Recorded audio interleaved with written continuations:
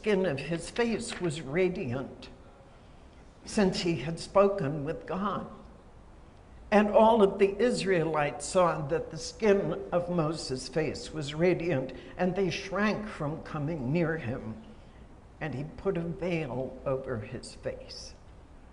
And there follows this lovely little passage in which Moses keeps trudging up the mountain to speak with God, and he comes down, and before he can tell the people what God has said, he has to put the veil over his face, because otherwise they're too afraid to listen. Where else do we see shining? New Testament. We get the transfiguration. Jesus takes 3 of his disciples up into the mountains to pray. They get up the mountain, he is praying, and suddenly he was transformed before their eyes, and his face shone like the sun, and his clothes became white as light. That's Matthew's account.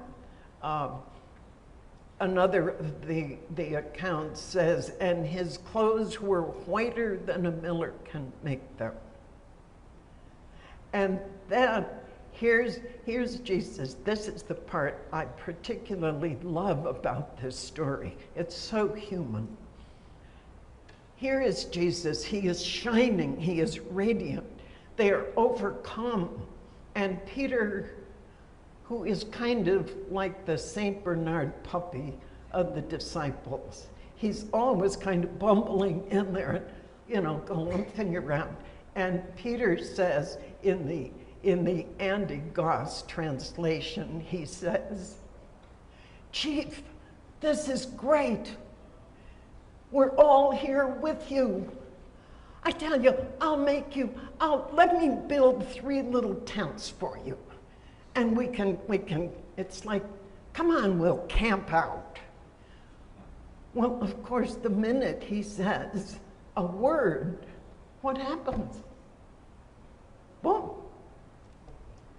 Gone. Where'd they go? Moses, Elijah, they were right here. I was going to build them a tent, one apiece, and then gone. And poor Peter is left.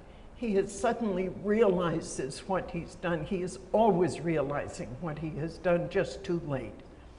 And he realizes, and he is so embarrassed. And it's just, it's a lovely piece. The ephemerality, Peter did not realize. Neither did the experiencer I mentioned a few moments ago, whose face was shining. And here's part of what I wish we had better ways of helping experiencers understand. It was really quite sad in her case, because when the shining did not last, and she still had TV appearances to come, she began wearing very shiny makeup. You can't fake radiance, and you can't hold onto it, no matter how desperately you still want to feel special.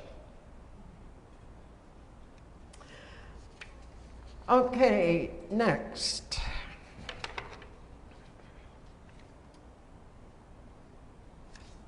The noetic quality, the message. I cannot begin to do justice to this in this brief time. Those of you who were at the last Durham conference heard Jane Smith tell her experience. And here I'm using a couple of quotes from those. She says, and compare this description to the one you just heard of flowers and a meadow. She says, I found myself standing in an absolutely beautiful green meadow. I stood there in this gorgeous meadow, and I remembered that the light there was different from the light here on earth. It was not that brilliant white light in which I was also involved, but this was a more beautiful light. There was a goldenness to this light. I remember the sky was very blue. I don't recall seeing the sun. The colors were extraordinary. The green of the meadow was fantastic. The flowers were blooming all around, and they had colors I had never seen before. I was very aware I had never seen these colors before, and I was so excited about it. In addition to the beautiful colors, I could see a soft light glowing in every living thing. It was not a light that was reflected from the outside, from a source, but it was coming from the center of this flower, this beautiful soft light. I think I was seeing the life inside the flower. Over on the horizon, there was a city and a group of people. I said to them, I know what's happened. I know I've died. I know I'm dead. And I know what's going on. I felt I was talking to people I could trust completely. And to one man, I said, everything that has happened to me since I crossed over is so beautiful. Everything is so perfect, but what about my sins? And he said to me, there are no sins, not the way you think about them on earth. And I said to him, I truncated this a bit, and I said to him, may I take all this back with me? That's Jane Smith, 20th century. Here we have Isaiah, a priest also in exile. This is from that period in Jewish history when exile was tearing their civilization apart. And to understand why he is sounding distressed here, there is the conviction that no man, no human can look at God and live. God, seeing God face to face, you just can't, like you incinerate, you just can't stand it. In the year that King Uzziah died, I saw my Lord seated on a high and lofty throne, and the skirts of his robe filled the temple. Seraphs stood in attendance on him. Each of them had 6 wings. With 2 he covered his face, with 2 he covered his legs, and with 2 he would fly. And one would call to the other, holy, holy, holy, the Lord of hosts. His presence fills the earth. The doorposts would shake at the sound, and the house kept filling with smoke. And I cried, woe is me, I am lost, for I am a man of unclean lips. This is a purity society, and to be unclean is to be not fit to be in the presence of God.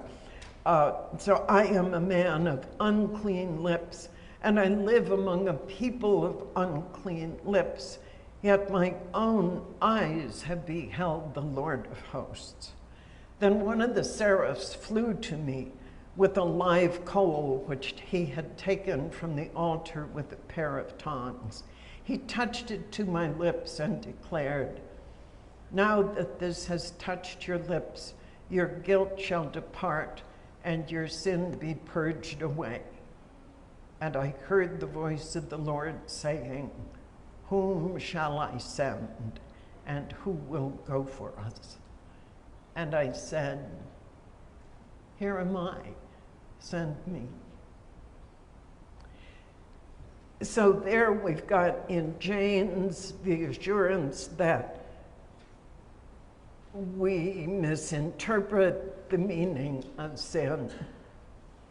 In Hebrew scripture, we have the touch of the seraph's live coal, which says, your guilt is removed. And it's worth noticing that the translation we use makes a huge difference, because, and I wish more people heard this, the Greek word for sin does not mean, oh, you miserable, God-forsaken wretch. It means, it's a term from archery, hamartia, and it means, hey, you missed your mark. It's worth considering that difference. One of the characteristic things about reading NDEs is because of that ineffability, people very commonly start layering. They say, well, I was in a place that looked like a tunnel. Well, it wasn't exactly a tunnel. It was kind of like, and they start groping.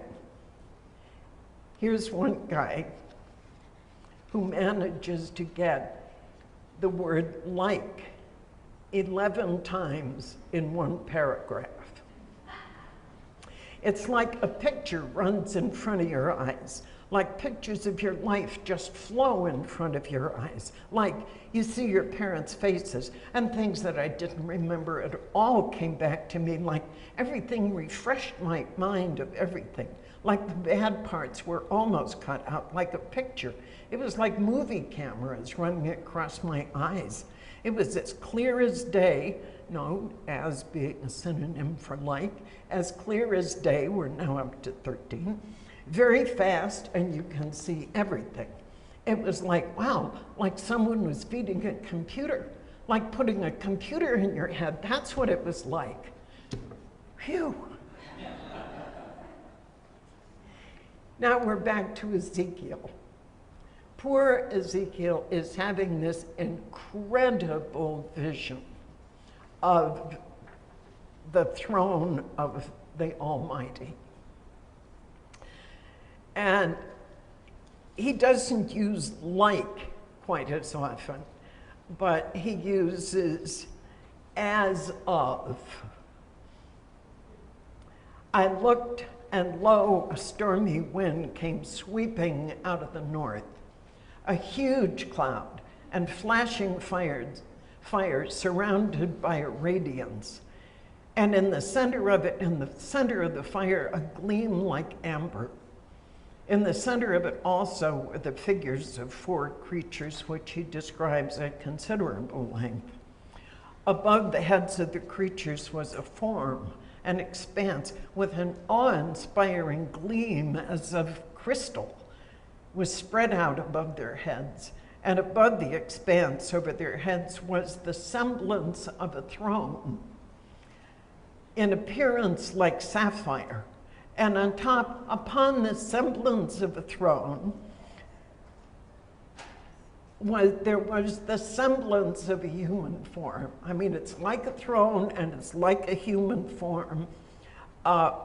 And from what appeared as his loins, from what appeared as his loins, a gleam as of amber, what looked like fire.